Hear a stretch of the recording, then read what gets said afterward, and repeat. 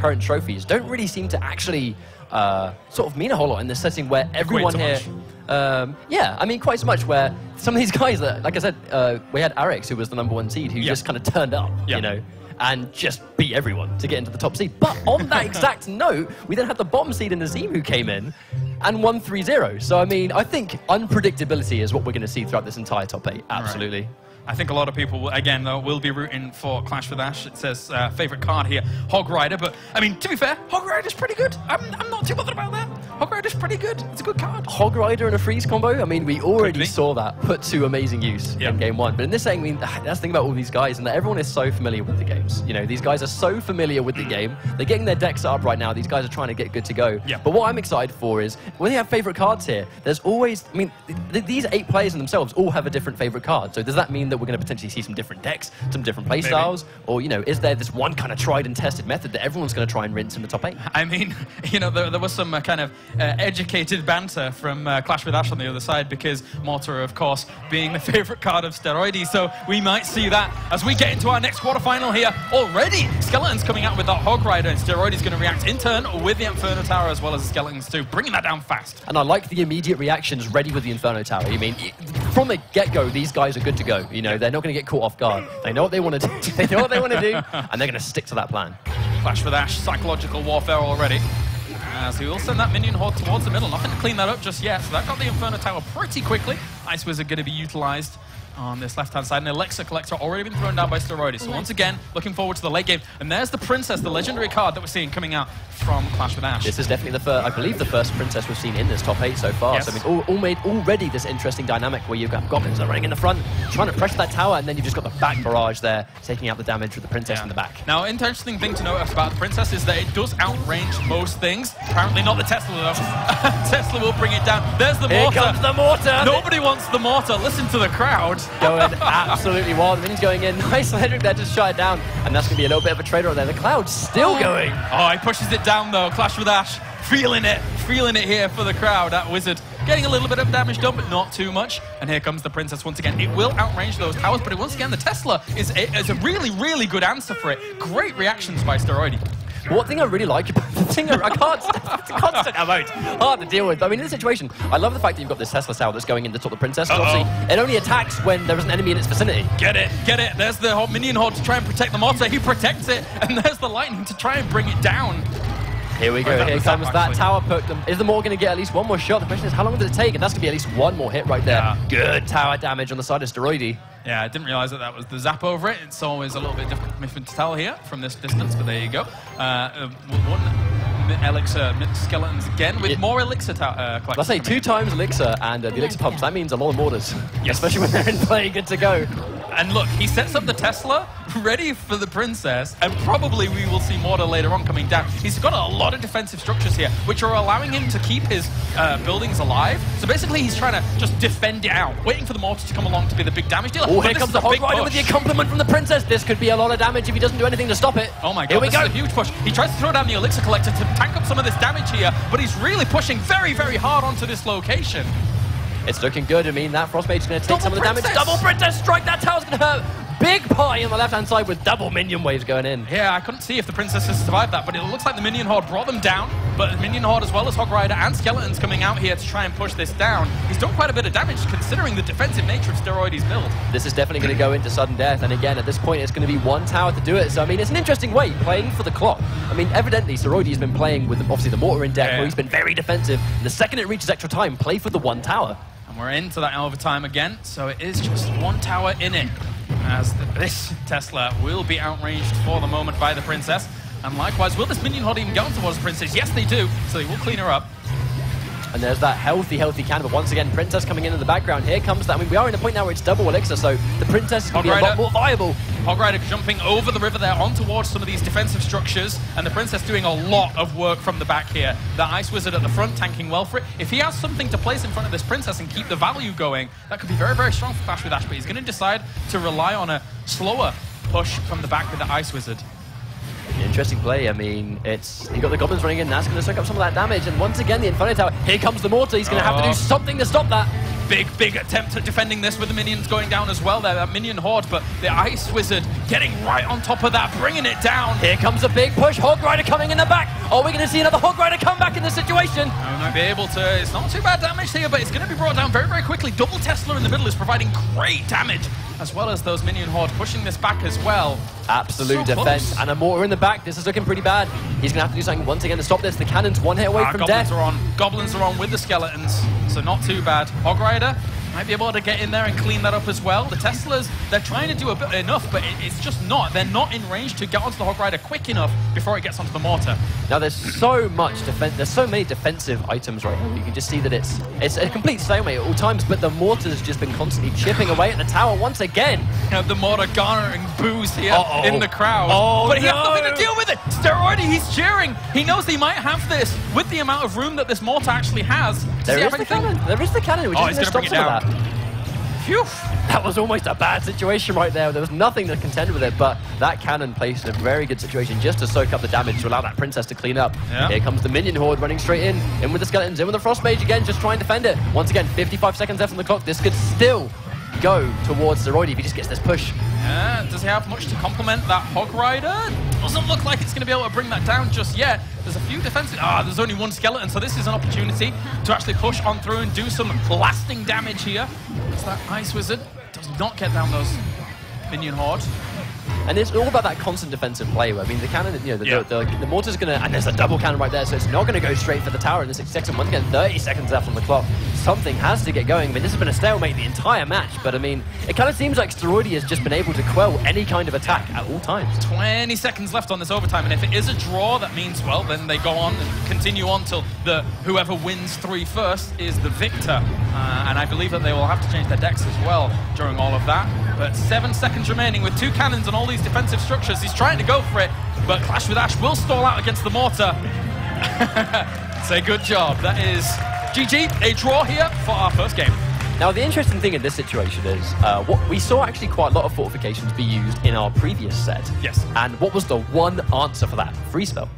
So are we now going to see almost both these guys change, or is Clash with Ash going to kind of acknowledge that these kind of defensive units, I mean, the free spell that can just stop them dead in their tracks, which allows your hyper-aggressive units to run there and then start dealing out the tower damage.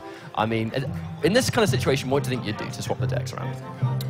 There's a lot of choices. As I say, I think the freeze option is always something that's very, very powerful. I'd change. I mean, I think I'd change towards the free spell just to... Every single time it looked like he had something going, it was just straight in for like the Tesla Tower or, I mean, the mortar, even though it does still soak up damage as well. So, I mean, it was a constant stalemate that it just felt like there needed to just be that one extra element in either fight just to turn the tide. You know, minions alone, the troop units didn't really cut it. I mean, a lot of people out there probably know that mortar can be a bit of a pain to deal with, for sure. But of course, it's something that, you know, people have come to terms with, you know, at some of the higher levels. So there's definitely a few ways to actually be able to deal with it, for sure. Make sure to tweet at us at Clash Royale to tell us how you're enjoying these games so far. I really enjoyed our first series so far, into our second one here of our quarterfinals. And Clash with Ash looking poised here to defend against the mortars all series long, maybe. I mean, to be fair, the mortar only really seemed like a humongous threat right at the very beginning where, I mean, you actually saw it in his face where he realized he didn't actually have the elixir to stop the push. Oh. So a lot of unnecessary damage just kind of went out there. But from that point on, I think he was a lot more aware. But like, we are going to go straight back in. The question is, what have the switches been? Have there been any at all? Clash with Ash, we already see an elixir collector being added on here in his deck change. And elixir collector on the other side. So I know from not a gentlemanly agreement, which will kind of level out unless we see any kind of spells like a rocket or something like that to bring it down a little bit earlier than his opponent, for example. That's a very early mortar, though. The shake of the head from Clash with Ash. He does not want any of that mortar. And how is he going to respond in turn? We have the princess already firing from the back. Poison going down as well there to bring that down. It's a good answer to it in this situation. I like the change. I mean, just being able to dish out that big AoE damage, just to handle more targets at once. It will handle those troops that come out, but at the same time, what we saw a lot there was Steroidi put down sort of those buildings close together. Yep. And that's where the poison will kind of handle both of them. Now, important to note, the princess there, when she outranges towers, unless she gets nudged back, she won't necessarily retarget anything near her. So that's why maybe Minion Horde is actually a very good answer to just a Princess alone. You can't really nudge back a target that's on the ground when you're flying around, so that's all good. And once again, the Mortar and Tesla combo.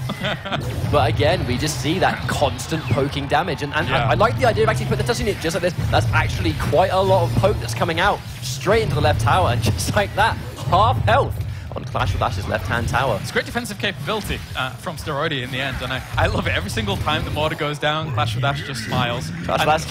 He's trying to avoid sort of showing signs right there where this mortar's constantly pumping up damage. Pecker on the right-hand side, interesting play. Yeah, this is a bit of a deviation up from the first game, and now he's angry. This is an angry Pecker right here.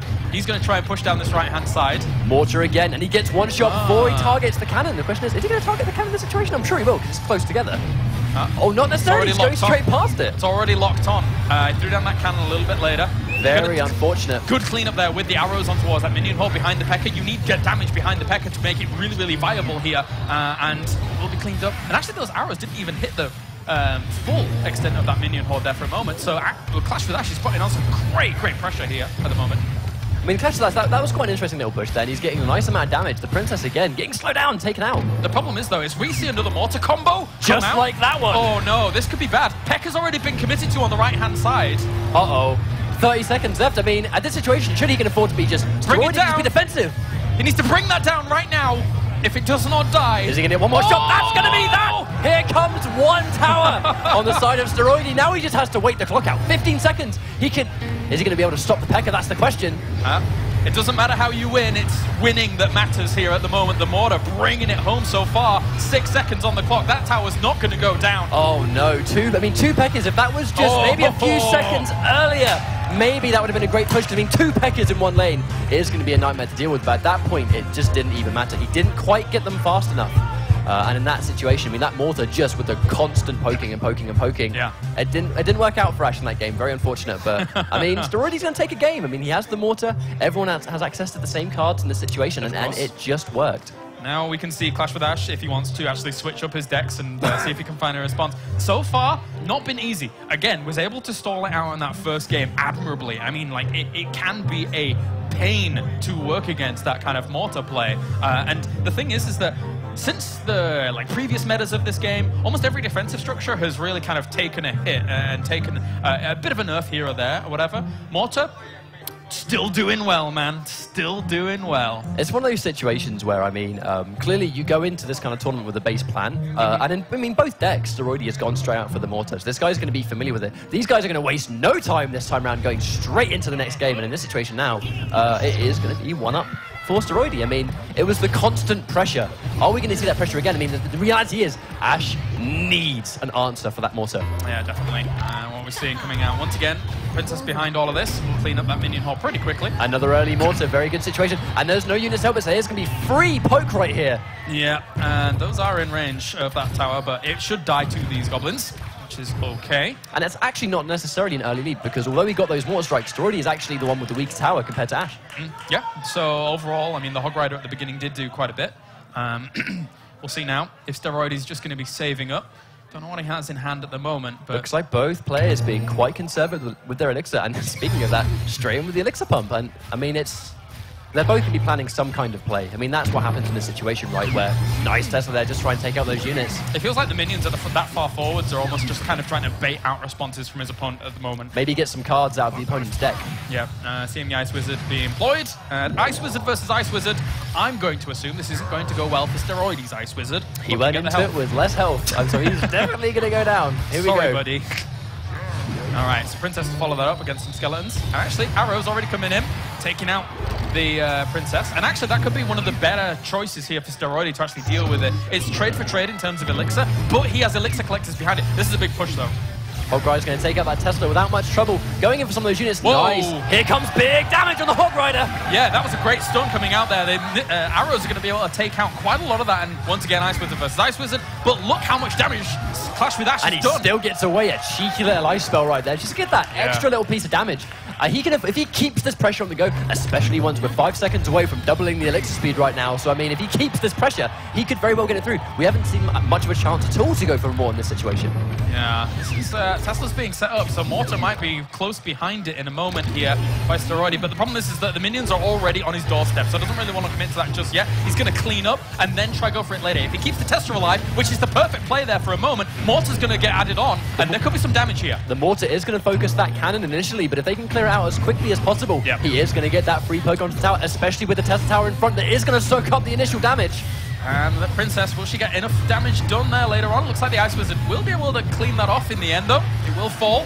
And Minion Horde going to come in as well here for Steroidi. I'm thinking in this situation, Ash just needs one push. Is all it takes. But here comes the Mortar, and the Minion is big damage on Ash's tower. This could go pear-shaped in any second. Oh, the arrows! The arrows were brilliant to clean up there from Steroidi. He knows he's got a great opportunity here. It's still pressuring.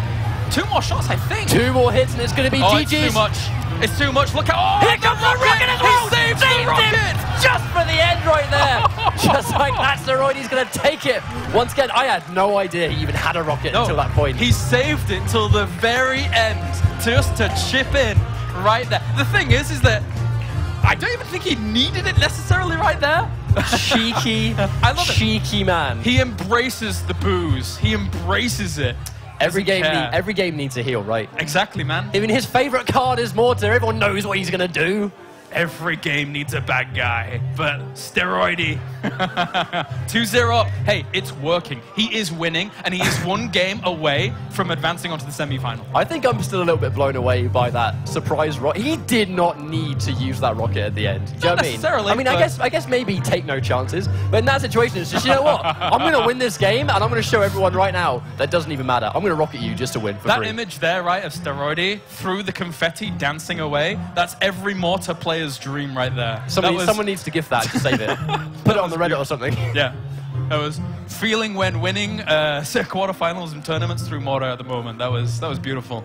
But now, he's 1 game away from advancing on. He doesn't need to swap his deck. It's really unfortunate because, I mean, Clash, Ash was so close in that game, and he had the advantage was his. It was just that one time when he had nothing to handle the Mortar, and it was just the constant pressure. So, I mean, it was looking good for him, but it was just his inability to kind of maintain the constant pressure is what really hurt him in the end. But once again, he's gone in for the archers, gone in for a switch. Here comes the Barbarian Hut. I mean, now, to be fair, not only is the Barbarian Hut going to confuse and distract, but the constant Barbarians that are pumped out of that hut are also going to act as a distraction as well. Yeah, it's a bit of a commitment early on, obviously it being 7 elixir, but like the longer it goes on, the longer it pays for itself. And the realistic thing is with Steroidi already committing to a Tesla in the middle as Clash with Ash, you can get away with this Barbarian Hut's cost early on because you know your opponent has already spent something on static defense. Absolutely. Once again, we can see a poison going in there, but the Barbarian is just going to be constantly pumped down. Now, we see the same thing from Steroidi, but just on kind of the right-hand side this time. Yeah. Trying to do a little bit over there. The Mortar really is not getting too much done. The thing is that the Barbarian Hut, likewise, was for a while actually providing a focus fire for the Mortar. And that's exactly why Ash has gone for the pick. Very smart stuff. It's cool. It has a lot of utility here. And it will allow constant pressure still down that left-hand side. Almost a full spawner build that we're seeing here from him, with reinforcement from smaller minions. Obviously, with it's a very, very light-cost deck that we're seeing here from Clash with Ash. And it could be a secret weapon. I love the idea of going for this because this is going to be counter for the Mortar. We have only ever seen the Mortar go for a tower one time. Every other time it's been targeting a troop. The only problem with Clash with Ash is you've got to be careful about how all of these troops are clumping up down that left-hand side. Because if the Mortar starts firing at them when they're all clumped up, it's going to get really good value. But at least it's not shooting at your towers, most importantly. The problem in this situation was the fact that it was constantly just chipping away, and in this situation, because there's so many troop units coming through, he hasn't really had the chance to do that with the Mortar. So if he can get some of those really good patented, I mean, I guess it depends on what he's replaced his spawners with, And again, really strategical placement of these buildings. If a Mortar does go down and there's no minions to attack, that hut should be first in range of the Mortar. So it's, once again, denying any damage going down from those towers. That's a nice, tidy push. That was nice push on the left-hand side right there. I mean, once again, the Mortar's not really doing anything to handle out his towers, but Ash is now doing a good job of constantly using his troop units to chip away at that left-hand tower. I like it. Here comes the rocket. He wants to bring down that Barbarian hut. doesn't get it fully. Oh, Giant in the middle, here we go. Oh my god, Royal Giant on the way. This was hidden for a while here as Clash with Ash is really pushing down this tower. The secret card that he kept hold of here for all this time has done big, big damage down that left-hand side. That was a really nice play, and even then the poison just adding that tiny little piece of damage, but this is a really good play. I mean, now the mortar's going to start to target his right-hand tower, so he has got to be careful. The second we go into sudden death, I mean, all one tower's going to take in this situation. Yeah. And the thing is, again, if he sets up a push on the left-hand side and then is able to throw down a Royal Giant in a similar vein, of course it did catch Steroidi a little bit off guard, so now he has that information, now he knows what's going on. Well, that mortar did quite a bit of damage on the right. You know, I was just about to say I wondered what his final card was, and then straight in with the Royal Giant. Here comes another mortar, though. This is bad. He's actually committing fully to the left-hand side, but I don't know if this is going to work out. That mortar's going to do big damage on that right. He needs to kill that tower right now. This could go either way. I don't know. I think he should have been a bit careful. Of course, he's going to put a mortar on the right-hand side. Steroidi! Is he going to get this? It's going to go another rocket just to take it. 3-0. Steroidi will take it. Oh, the attempt at the commitment on the left-hand side by Clash with Ash. Can you say victory stolen through his fingertips? I mean, oh my days. That was... It was looking so good. It was looking so good. And then he missed the mortar for one push. He ignored the mortar for one push, and it cost him everything.